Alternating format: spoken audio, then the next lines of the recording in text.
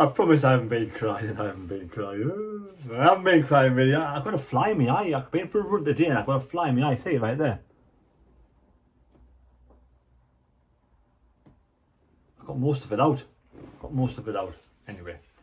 So Jermain Defoe has announced today he has retired from football after a long, illustrious, fantastic, brilliant, wonderful, amazing, young kids growing up want to be footballers. Perfect role model of a footballer. Absolutely wonderful human being to boot. Has decided to retire from football, and my source did say he was going to retire this week, but I refused to accept it. I did not think for the life of the world of me that he would retire with 7 games to go. It's a bizarre situation. It really is. I find it strange, and I find the conspiracy theories inside me wanting to get out. It is a bizarre situation. Now, Jermain Defoe explains his decision not to finish the season with Sunderland after announcing his retirement. Jermain Defoe says it was proven really difficult to get to the full fitness after announcing a surprise early retirement from football. The 39-year-old announced on Thursday morning that he would be seeing out the season with Sunderland after making an emotional return to the club on deadline day. That doesn't make any sense. The 39-year-old announced on Thursday morning that he would be seeing out the season with Sunderland after making his emotional return to the club on deadline day. Defoe made several... What? I promise I won't get angry in this video. I'm not going to get angry in this video. But he's trying to explain that he's retired. And it is worded in the Sunderland Echo. The 39-year-old announced on Thursday morning, which is today, incidentally,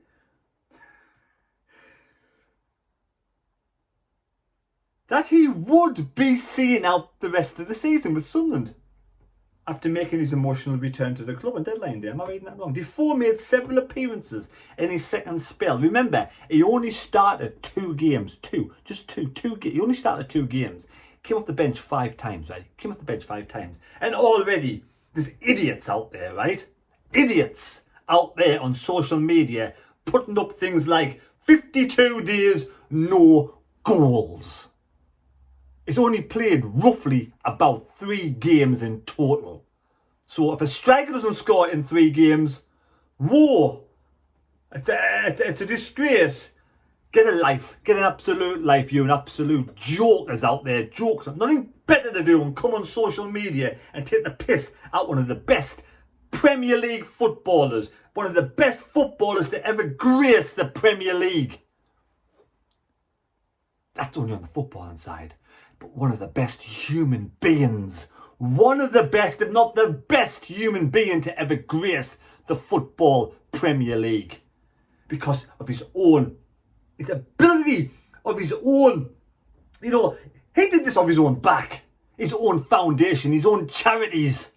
Never mind making that absolutely wonderful partnership with Bradley Lowry. Best friends with Bradley Lowry. He made... I can't even talk about it. That is the stature of the man. The absolute legend of a footballing man. The first time round at Sunderland, absolute legend. He's 39 years of age, right? At some point, you do lose a little bit of pace, a little bit of speed, a little bit of yardage. And he feels in his own mind now that it's time to leave. We have to respect his wishes. Because he is an absolute legend of football. And like I said before, the best human being ever to grace the footballing world in the Premier League. That is my opinion. There may be others out there. Of course, there's others out there who do great jobs for charity as well. But the guy himself is an absolute wonderful human being. And there's people out there on social media already slagging him off, saying no goals in 52 games. Get to grips with yourself, man. Get to grips with yourself. What have you achieved in life? What have you done? Nothing. Absolutely nothing.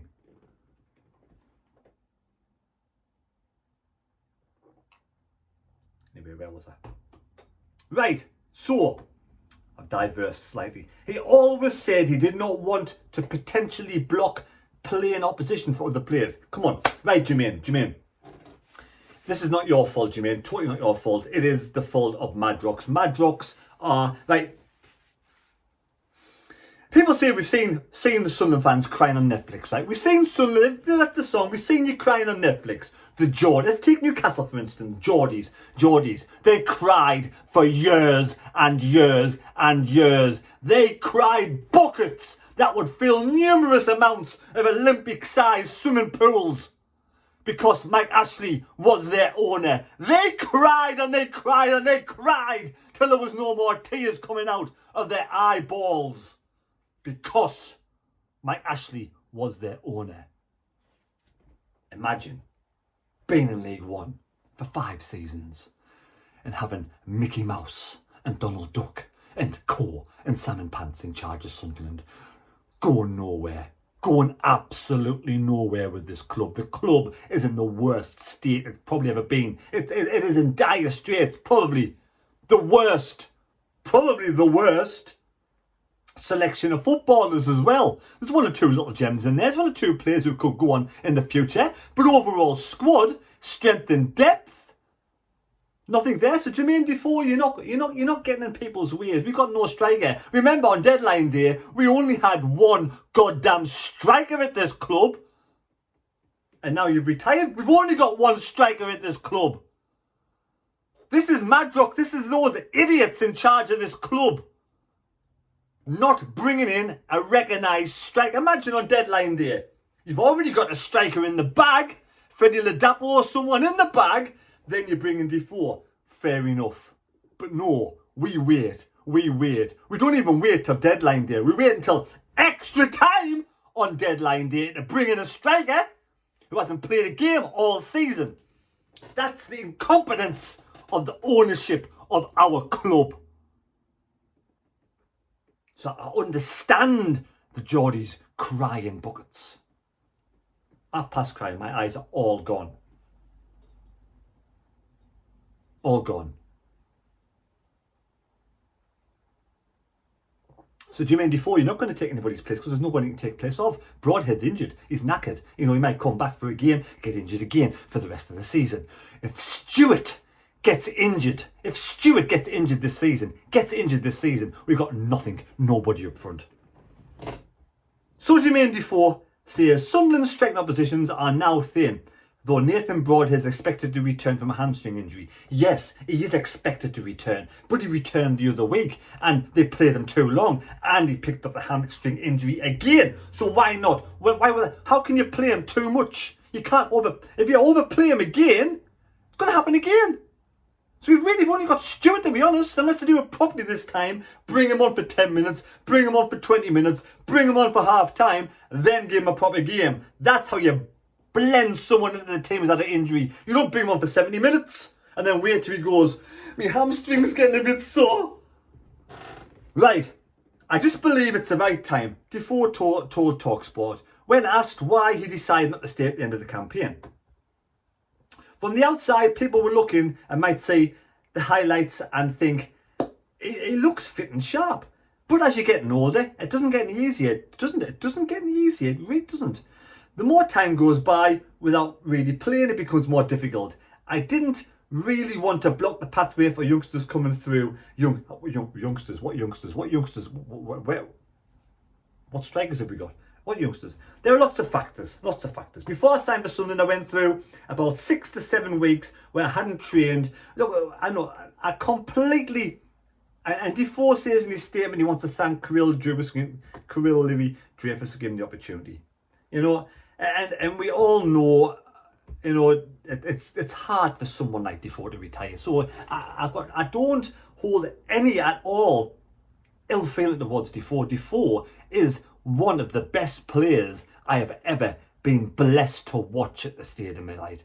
Absolutely. One of the 2 best strikers, him and Kevin Phillips, 2 best strikers I've ever seen at the Stadium of Light. He is an absolute legend, Jermain Defoe. He'll always will be, But he's came to Sunderland and he got Donald Duck, Salmon Pants, and the guy from, I don't know, the guy from fucking Del Monte, wherever he's from, I don't know. Madrox. Roy Keane came in, looked at the situation and went, and pissed off. Defoe's come in, you know, and there's supposed to be that animosity in the training pitch. It's supposed to be arguing in the changing rooms, and he's just probably thought, I've had enough. And but to be fair, for the 2 games he started and the bits and pieces of substitutions he's not had no service. They don't play the football, the style of football. They don't play to Defoe's strengths at all. So for me, it's a funny one. I would like to have seen the perfect. I hope Defoe's there last home. It's just that I want to see. I respect his wishes and I love him to bits, and I hope the last game, home game of the season, is allowed to come onto the pitch and give everybody a good round of applause, because that will be absolutely fantastic. We'll all give him a standing ovation. Everybody out there will give Jermain Defoe a standing ovation. Last home game of the season. It would have been great to see him play the rest of the season, possibly sneak a goal or 2, get into the playoffs, maybe, you know, some sort of miracle like that. But he feels he's lost the pace. But for me, even with that half a yard of pace gone, if he's in the right position and they play to his strengths, for me, he could probably score goals. So Jermain Defoe has retired.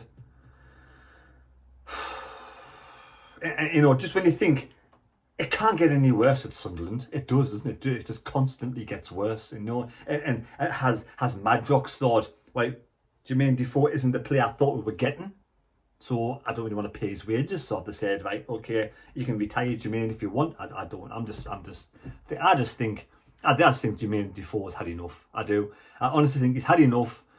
He's had enough with the ownership of the club.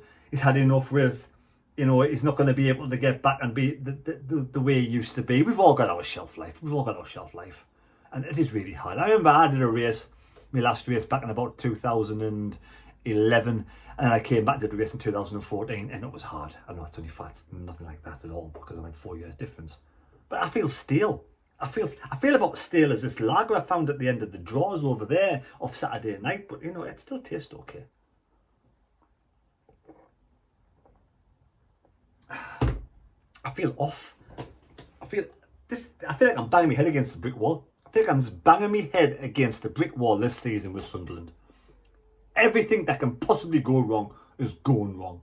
We're in the playoff position. Yes, we won't be. We won't be after the weekend. You know, you can say, oh, they've got to win the game in hand.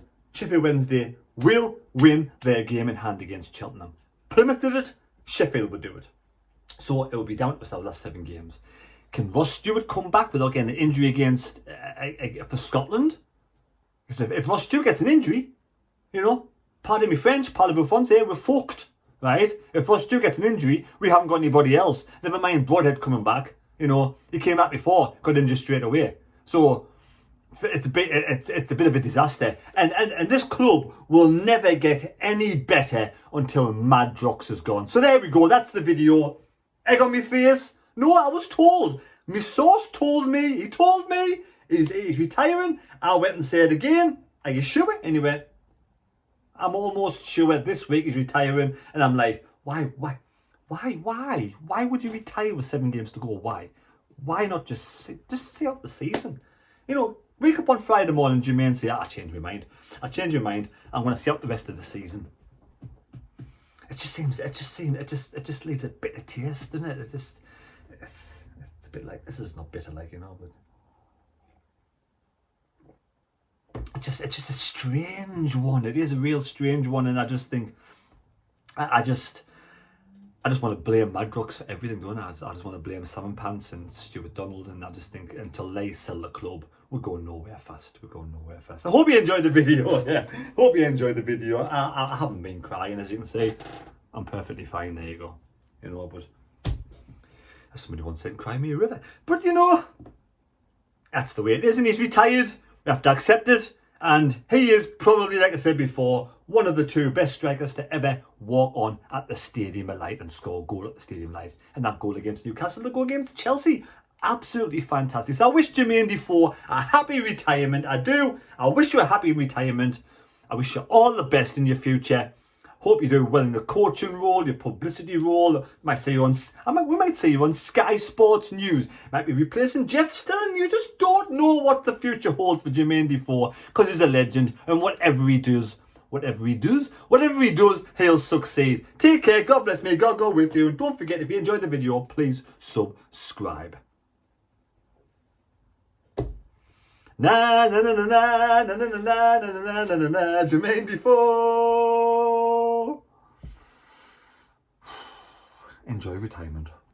Na na na na na na na, Jermain Defoe. Na na na na na na na, Jermain Defoe.